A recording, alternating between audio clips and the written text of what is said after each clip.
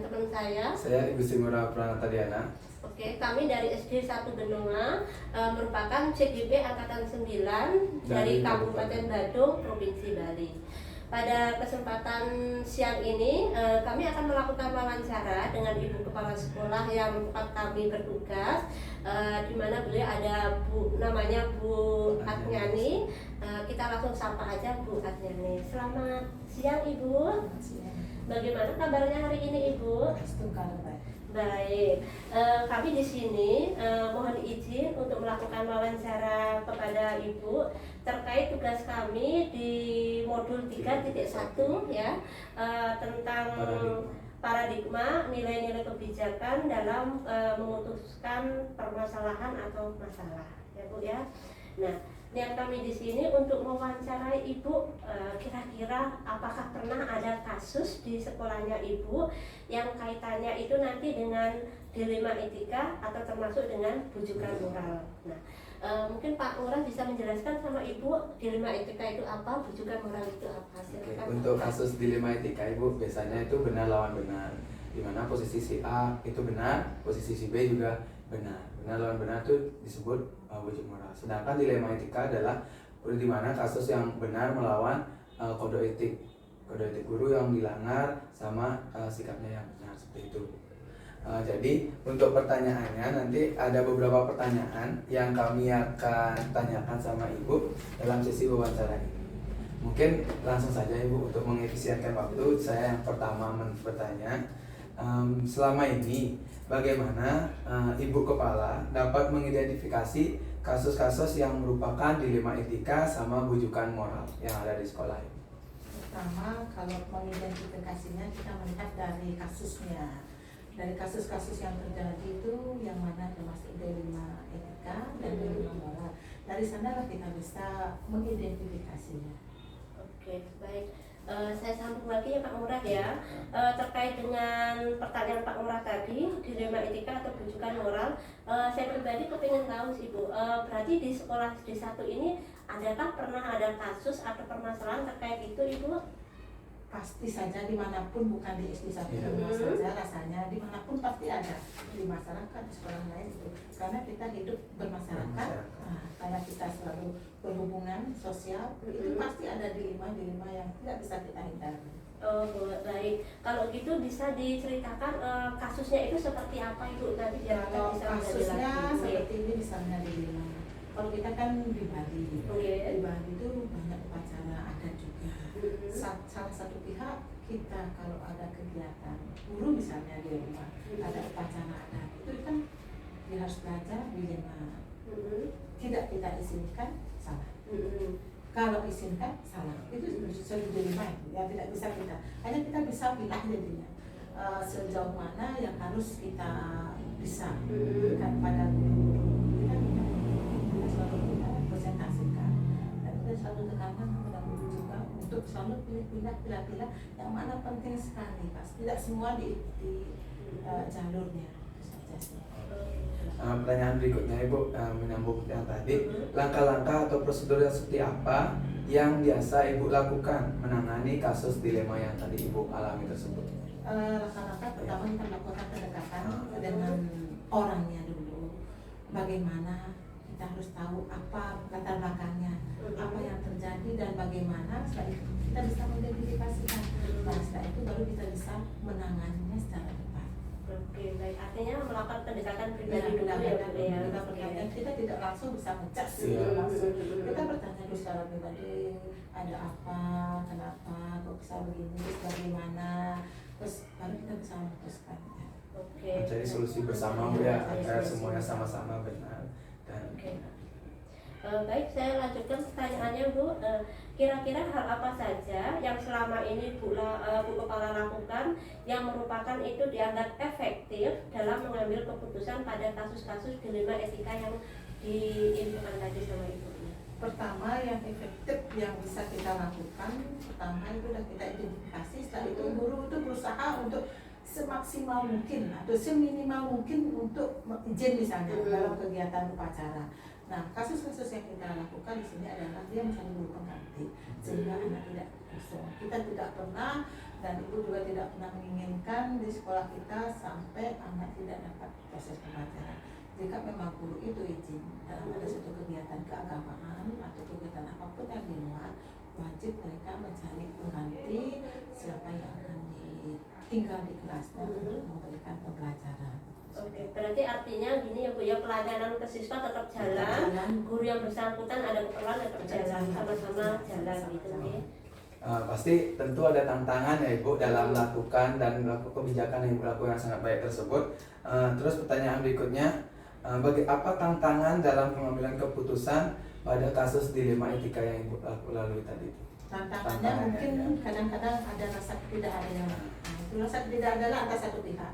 Kadang-kadang si A misalnya izin, si B kadang-kadang bisa kita kadang-kadang ini sudah ini. Nah kadang-kadang si B bisa menuntut itu kok terus dikasih. Nah itu adalah dilema. Jadi kepala sekolah itu dilema bagaimana. Makanya kita sering-sering apapun kegiatan kita fokuskan yang terberatnya. Mungkin dia itu lebih banyak kita kasih izin, mungkin dia masalahnya lebih berat daripada masalahnya si C yang mungkin lebih ringan minta izinnya gitu saja sih. Kadang-kadang kan rasa ketidakadilan dari guru juga itu. Dilemanya juga kadang-kadang diberi kesempatan juga, kadang-kadang guru yang tidak mengerti. Sekali kita kasih, kadang-kadang lagi tidak dikasih, kita dimusuhin. Ya, berarti tantangannya ada di rasa keadilan Ibu ya. Itu tantangannya yang luar biasa. Wah, ini banyak pertanyaan Oke, berikutnya. baik. Untuk pertanyaan berikutnya Ibu terkait tantangan tadi kan pasti ada aja yang dihadapi nggih. Dari Ibu pribadi kira-kira apakah ada jadwal khusus untuk melakukan penyelesaian terkait kasus yang Ibu ungkapkan tadi? Kalau jadwal khusus tidak, itu secara secara langsung otomatis bila satu kejadian terus kita di lapangan itu kita tidak bisa menjadwalkan sesuatu ini kan tidak bisa. Nah biasanya itu langsung pas kejadian atau bagaimana kita dekati. Tidak bisa ada jadwal itu tidak. Tapi langsung saat ada kejadian langsung dievaluasi Bu ya, langsung mencari solusi. Oke. Lanjut nih Bu, apakah ada seorang atau faktor-faktor yang selama ini mempermudah atau membantu Ibu dalam pengambilan keputusan dalam kasus-kasus dilema yang Ibu alami tadi? Kalau pasti ada saja. Kita biasanya selalu bersama, diskusi bersama. Setiap apapun yang ada permasalahan, kalau itu di sini di sekolah, kita sama-sama nanti kita kalau keputusan nanti cari yang terbaik. Oke, berarti diskusi bersama Ibu ya, agar keputusan tidak berat sebelah, agar semuanya juga dapat Oke, baik. Pertanyaan terakhir dari saya ini Bu, dari semua hal yang sudah Ibu paparkan tadi, kira-kira pembelajaran apa yang dapat Bu kepala petik dari pengalaman Ibu terhadap kasus yang disampaikan tadi terkait keputusan menyelesaikan masalah terkait dilema etika tadi? Kalau pembelajaran yang saya ambil dari permasalahan itu, pertama kita harus bersikap adil. Adil, tapi adil itu ada ininya. Adil itu tidak kaku ya. Nah, bisa kita berarti dalam soal keadilan itu kita bisa melihat situasi, kejadian, latar belakang, apa penyebabnya. Itu sih titik permasalahannya. Tidak bisa langsung adil plugs, tidak bisa begitu. Si A dan si B tidak sama macam masalahnya, berarti dilihat dari latar belakang, bagaimana latar belakangnya, si B bagaimana latar belakangnya. Oke, berarti yang dimaksud Ibu kategori adil itu sesuai porsi yang bersangkutan dulu ya, kita tidak bisa memukul sama rata karena latar belakang setiap orang itu berbeda-beda nih Bu. Baik. Ada lagi yang mau? Mungkin itu aja. Oke, baik. Demikian kurang lebih wawancara dari kami Ibu. Terima kasih untuk waktunya. Mudah-mudahan kedepannya kita dapat dari apa yang Ibu paparkan bisa menginspirasi kami berdua jika kedepannya kita menemui kasus-kasus yang serupa di dalam pembelajaran kita nantinya. Terima kasih Ibu atas waktunya. Terima kasih. Selamat pagi, Om Swastiastu. Perkenalkan, saya Igusti Ngurah Pranatadiana, salah satu calon CGP Angkatan 9 dari Kabupaten Badung. Pada kesempatan yang baik ini, saya ditemani oleh Ibu Nana, selaku Kepala Sekolah di SD 4 Benung. Pada kesempatan hari ini, saya akan melakukan sesi wawancara terhadap pengambilan keputusan yang dilakukan selama ibunya menjadi kepala sekolah di SD 4 maupun sebelumnya. Oke, untuk mengefisienkan waktu, ibunya apakah sudah siap untuk melakukan wawancara? Terima kasih Bu atas waktu dan kesempatan yang diberikan kepada saya. Bagaimana kabarnya Ibu? Oke, sangat luar biasa sekali ya ibunya. Kepala sekolah masih tetap semangat, tetap antusias menerima tamu walaupun di dalam kesibukan yang Ibu hadapi. Oke, wawancara hari ini Bu, saya ingin melakukan sesi diskusi tentang pengambilan keputusan, yaitu dilema etika, di mana dilema etika itu adalah benar lawan benar, tidak ada keputusan salah, ya semuanya keputusan benar yang membuat kita dilema. Sedangkan nanti ada juga dilema itu bujuk moral, di mana benar lawan salah, di mana yang salah itu melanggar kode etik dari profesi yang diambil. Nanti dalam pengambilan keputusan, saya ingin melihat apakah sudah termasuk ke dalam 4 paradigma, habis itu 3 prinsip dan 9 konsep pengambilan keputusan. Langsung saja Ibu, pertanyaan yang ingin saya tanyakan dalam sesi wawancara ini. Selama ini, bagaimana Ibu Kepala dapat mengidentifikasi kasus-kasus yang merupakan dilema etika ataupun bujuk moral? Nah, selama ini di sekolah kami di tempat benua, dimanapun di sekolah pasti saja ada permasalahan. Kalau ibu di sini sebagai kepala sekolah untuk mengidentifikasi suatu masalah dilema etika atau bujuk moral, nah di sini yang dilema etika itu adalah benar lawan benar. Di sekolah ibu ada permasalahan juga, tapi ibu mengidentifikasi, ibu mencari sesuatu itu dengan masalah atau akar masalahnya apa, baru ibu akan mengambil keputusan. Oke, berarti melihat akar permasalahan yang terjadi terlebih dahulu, baru bisa ibu nanti diskusikan apakah itu termasuk dilema etika ataupun bujuk moral. Sangat luar biasa sekali. Selama ini, pertanyaan nomor 2 Ibu, selama ini bagaimana Ibu Kepala menjalankan pengambilan keputusan di sekolah yang Ibu pimpin? Terutama untuk kasus-kasus di mana ada 2 kepentingan yang sama-sama benar atau sama-sama mengandung nilai-nilai kebajikan. Ya, di sini di sekolah sudah tentu ya kita sangat sulit sekali untuk memberikan atau menilai guru, karena di sekolah kami ada yang guru yang orang tuanya sakit, yaitu dia minta izin menunggu orang tuanya di rumah sakit, yang minta izin 2 hari, tetapi ibu tetap mengizinkan, tetapi di dalam kelas itu harus juga berjalan. Apakah dia memberikan tugas, dengan secara daring atau secara kertas, gitu kan? Itu yang ibu minta kepada guru yang bersangkutan. Berarti jika ada guru yang menunggu misalnya izin, kelas itu tetap harus jalan gitu. Berarti harus ada koordinasi ya antara kerjasama antara guru satu dengan yang lainnya agar siswa di dalam kelas tetap mendapat pembelajaran dengan baik bersama. Oke, pertanyaan berikutnya Ibu, langkah-langkah atau prosedur seperti apa yang biasa Ibu Kepala lakukan selama ini dalam menangani kasus tersebut? Untuk menangani kasus seperti itu, seperti guru ibu yang minta izin menunggu orang tuanya yang sakit, minta izin 2 hari, ternyata dia minta tambahan, minta izin lagi.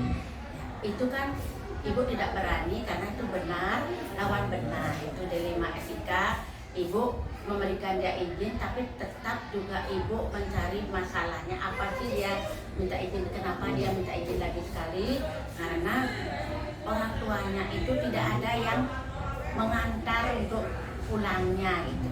Ternyata dia itu mengantar orang tuanya.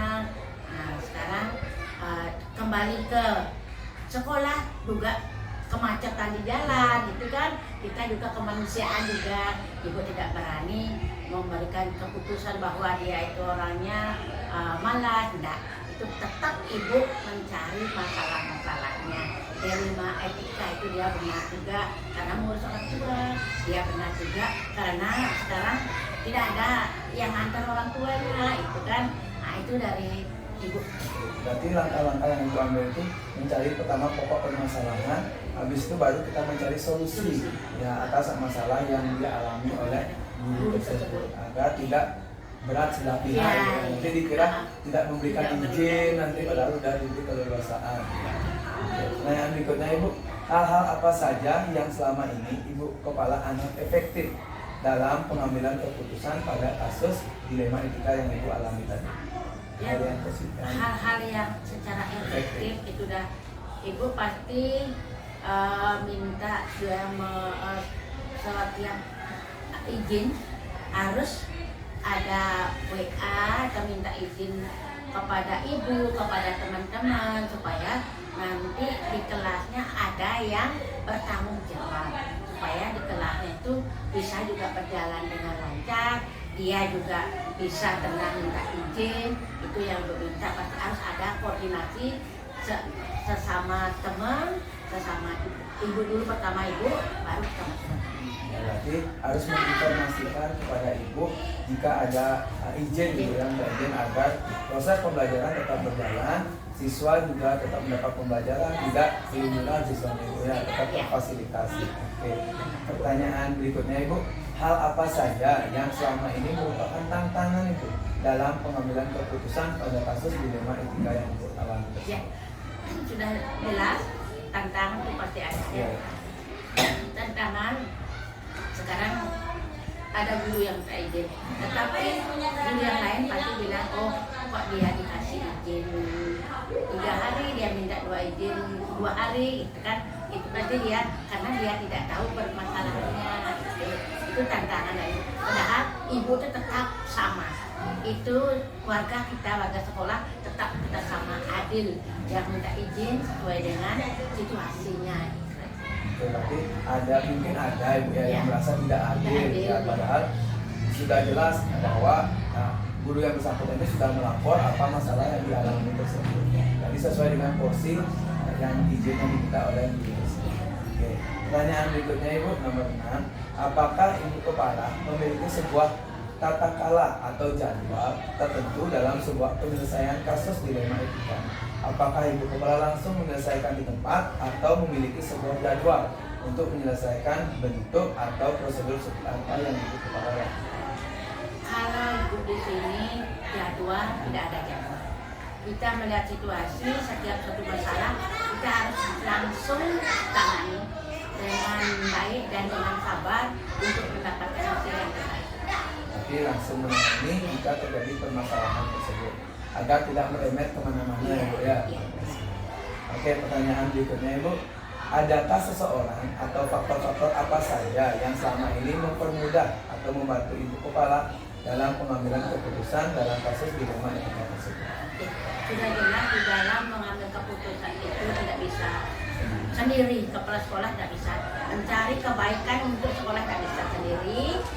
Pasti warga sekolah semua pertama adalah dari guru, tua siswa, orang tua dan komite. Pasti kita harus koordinasi untuk mencari hal-hal yang terbaik. Berarti ada melibatkan warga sekolah Ibu ya dalam pengambilan keputusan tersebut. Tidak bisa kita sebagai pelaku sekolah langsung mengerja, langsung mengambil sendiri ya. Berarti harus ada koordinasi pertama dengan rekan guru, orang tua dan juga siswa tersebut. Pertanyaan terakhir Ibu, dari semua hal yang telah disampaikan, pembelajaran apa yang dapat Ibu Kepala petik dari pengalaman Ibu Kepala dalam pengambilan keputusan dilema etika tersebut? Di dalam mengambil keputusan itu banyak sekali hikmahnya. Kita harus bisa merasa kemanusiaan, rasa kasih sayang sama guru, karena kita atasan dengan bawahan itu tidak ada jauh bedanya. Kita sama orang tua dengan anak itu rasa kasih sayang kita, dan kita diajarkan merasa sabar, dan kita bisa akan mengambil keputusan dengan mencari permasalahan supaya kita tetap menjaga di sekolah ini, menjaga kebaikan dan mencari hasil yang terbaik. Bagus sekali Bu. Berarti hal yang Ibu dapat itu saling mengayomi satu sama lain Ibu ya, agar tetap kekeluargaan itu tetap terjalin tanpa adanya timpang tindih ya. Semua biar masa beradil. Terima kasih banyak Ibu Kepala atas waktunya, luar biasa sekali diskusi hari ini. Sekali lagi saya mengucapkan terima kasih. Om Swastiastu, selamat siang. Perkenalkan, saya Igusti Ngurah Pranatadiana, salah satu calon CGP Angkatan 9 dari Kabupaten Badung. Pada kesempatan yang baik ini, saya akan melakukan sesi wawancara dengan Ibu Ayu, salah satu kepala sekolah dari SD 7 Benua. Untuk lebih lengkapnya, mungkin Ibu silakan perkenalkan diri dulu. Baik, terima kasih atas kunjungannya. Saya juga memperkenalkan diri. Saya kebetulan bertugas sebagai kepala sekolah di SD 7 Benua. Nama lengkap Gusti Ayu Utarini SS. Bertugas di sini sejak 2023. Baik, hari ini saya akan melakukan sesi wawancara dengan Ibu Ayu, Kepala Sekolah SD 7 Benua. Selamat siang Ibu. Oke, terima kasih atas waktunya sudah menerima saya dalam kunjungan sesi wawancara. Bagaimana kabarnya Ibu? Baik, baik. Oke. Baik dan sehat. Iya, harus selalu sehat Ibu, ya, harus selalu sehat dan semoga tetap sehat. Pada kesempatan yang baik ini saya ingin melakukan sesi wawancara, yaitu tentang diskusi bagaimana cara Ibu nanti menangani permasalahan yang Ibu alami selama nanti menjadi kepala sekolah.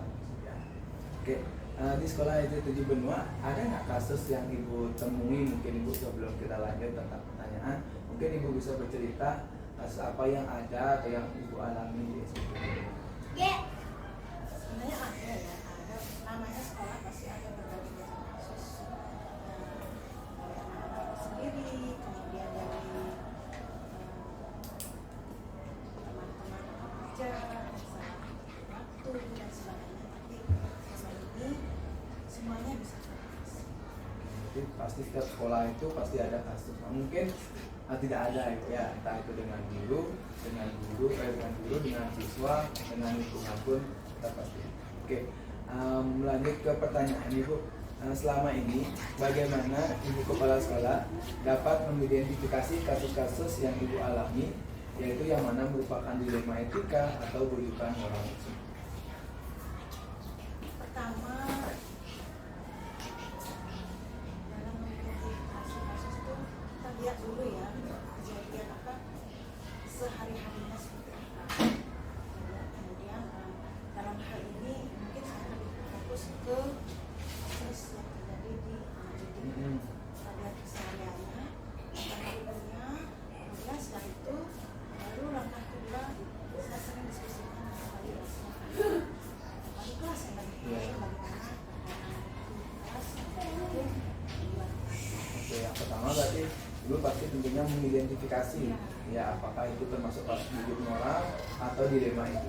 Dan setelah itu juga harus berkoordinasi dengan wali kelas karena wali kelas yang lebih mengetahui siswa tersebut. Oke, selama ini bagaimana Ibu Kepala menjalankan pengambilan keputusan di sekolah yang dipimpin, terutama untuk kasus-kasus di mana ada dua kepentingan yang sama-sama benar atau sama-sama mengandung nilai kebijakan.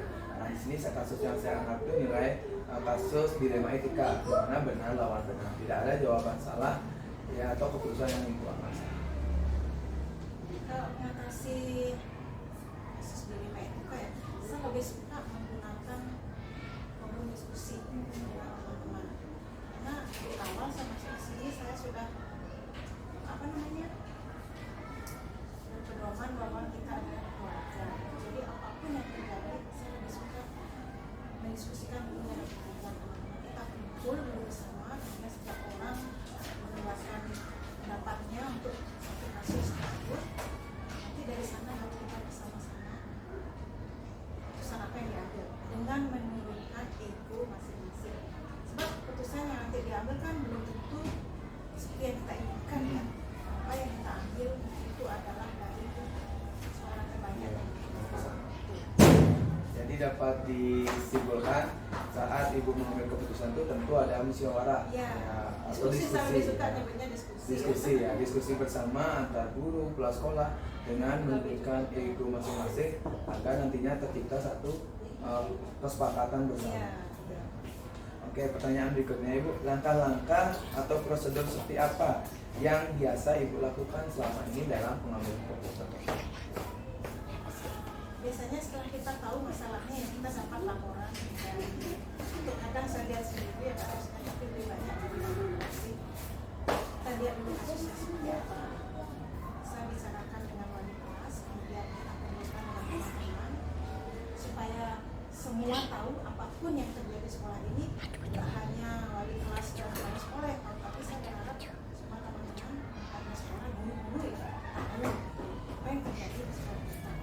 Nah, kalau dianggap memang kasus SMA, baru kita panggil anak itu pengakuan dulu dari anak tersebut. Setelah itu baru kita diskusikan. Pasti ada pembayaran kalau setelah kita satu kesepakatan dulu di sekolah itu ada pembayaran. Oke, berarti langkah-langkah yang Ibu lalu lakukan yaitu melihat kasus itu terlebih dahulu ya, bagaimana kasus itu berat ringannya. Setelah kita mengetahui mengidentifikasi kasus tersebut, baru kita putuskan bersama ya, sesuai kesepakatan. Misalnya kasusnya berat, harus memanggil orang tua yang bersangkutan. Itu kan ya. Oke, pertanyaan berikutnya Ibu, hal-hal apa saja yang selama ini Ibu Kepala anggap efektif dalam pengambilan keputusan pada kasus dilema etika tersebut? Hal yang positif, yang efektif. Lagi. Ya. Ya seperti saya bilang tadi, satu mengambil waktu yang tepat untuk mengumpul, mengumpul bersama anak-anak guru. Kemudian mendengarkan pendapat mereka masing-masing, sehingga di hari itu selesai gitu. Apapun hasilnya dari itu yang keputusan yang baik. Saya selalu berusaha melemparkan kembali ke mereka. Nggak bisa diambil sendiri. Ya. Oke, berarti hal positifnya salah satunya mengambil waktu Ibu ya, mengambil waktu yang tepat agar semua rekan-rekan guru pegawai bisa ikut serta dalam ya, harus terlibat dalam pengambilan keputusan tersebut dan memberikan setiap guru pegawai memberikan masukan atau menyampaikan ide pendapat masing-masing agar langsung selesai di hari ini. Saya biasakan mendengarkan dari teman-teman supaya nanti hasil akhirnya itu adalah langkah kita bersama. Saya biasakan seperti itu. Pertanyaan berikutnya Ibu, hal apa saja selama ini merupakan tantangan Ibu? Pasti dalam pengambilan keputusan ada tantangan yang harus Ibu hadapi. Tantangan yang paling berat sebenarnya dari diri kita ya, karena kita harus menurunkan ego. Padahal kita pinginnya begini, kita punya begini, ide seperti ini, tapi pada akhirnya kan kita harus ikut soal terbanyak. Gitu. Yang kedua mungkin tantangannya adalah dari pihak karena kita di sekolah, otomatis ada keterlibatan orang tua ya. Kadang-kadang mindset orang tua murid kan tidak seperti yang kita inginkan, tidak sejalan dengan apa yang kita mau. Dan yang paling berat itu adalah keberpihakan. Pasti mereka anaknya karena di rumah pasti ini Beda ya. nggak terima. Oke, berarti tantangannya ada 3 ya Ibu ya. Dari satu tantangan diri sendiri ya, tentang menurunkan ego. Ya pasti kita memiliki keinginan juga setiap orangnya ya, gimana kita bisa menerima. Habis itu tantangan berikutnya dari orang tua ya, orang tua yang tentu keberpihakan kepada anak. Walaupun di sekolah melihat anaknya salah, orang di rumahnya enggak, tetap aja pasti orang tua itu fokus sama yang di rumah. Oke, habis itu pertanyaan berikutnya Ibu yang nomor 6, apakah Ibu Kepala memiliki sebuah tata kala atau jadwal tertentu dalam sebuah penyelesaian kasus dilema etika? Apakah Ibu Kepala langsung menyelesaikan di tempat atau memiliki sebuah jadwal untuk menyelesaikannya? Kalau jadwal tertentu saya enggak ya. Biasanya saat kejadian kasus, kalau memang itu bisa diselesaikan saat itu, ya diselesaikan saat itu. Sebab kasus itu kan kita tidak rencanakan terjadi mengalir begitu saja. Jadi paling di akhir bulan kita di awal bulan kita selalu punya waktu untuk di sana kita review kembali Jadi tidak ada jadwal gitu Enggak. kan. Jika kita melihat kasus langsung kita selesaikan pada itu juga. Oke, dengan tentu setiap bulan mengadakan direview kembali apa yang kurang, mari dilengkapi. Pertanyaan nomor 7 Ibu, adakah seseorang atau faktor-faktor yang selama ini mempermudah atau membantu Ibu Kepala dalam pengambilan keputusan dalam kasus dilema etika tersebut? Seseorang kan mungkin ya, kalau menurut saya yang mempermudah itu teman-teman guru di sini, sebab kita punya komunikasi yang sangat enak ya. Apapun yang terjadi dengan anak-anak mereka, misalnya anaknya sampai 1 minggu nggak masuk karena pernah ada kasus karena dia bukan praktek ya, sih anak muslim sunat terjadi gangguan kesehatan sampai 1 minggu, sampai 2 minggu nggak masuk. Jadi balik kelas sudah mengkomunikasikan dengan saya. Apapun yang terjadi di kelasnya, mereka pasti mengkomunikasikan dengan saya. Jadi menurut saya yang sangat support tuh teman-teman di sini, bukan seseorang ya, tapi semua teman-teman guru di sini sangat support dengan komunikasi. Oke, berarti kerjasama antar guru Ibu ya. Guru-guru saling support, itu yang menyebabkan Ibu yakin untuk mengeluarkan sebuah pendapat tersebut. Oke, dan komunikasi sangat penting juga Ibu ya. Pertanyaan terakhir Ibu dari saya, dari semua hal yang telah disampaikan, pembelajaran apa yang dapat Ibu Kepala petik dari pengalaman Ibu Kepala mengambil keputusan dilema etika tersebut? Kalau saya ya, yang paling penting buat saya menetapkan komunikasi, dasar-dasar komunikasi yang baik di saya. Jadi kalau sudah apapun kasusnya, kalau sudah komunikasinya enak ya jatuhnya pasti enak, penyelesaiannya pasti enak. Jadi intinya dasar-dasar komunikasinya yang sehat untuk laksana. Berarti komunikasi antar guru, kepala sekolah, dengan pegawai, dengan orang tua juga sangat berpengaruh dalam menyelesaikan dilema etika tersebut. Luar biasa sekali Ibu. Itu pertanyaan saya Ibu yang saya siapkan untuk diskusi hari ini atau wawancara hari ini. Terima kasih lagi sekali atas pengalamannya dan sharingnya. Ini sangat membantu saya nanti dalam penyelesaian tugas. Terima kasih Ibu.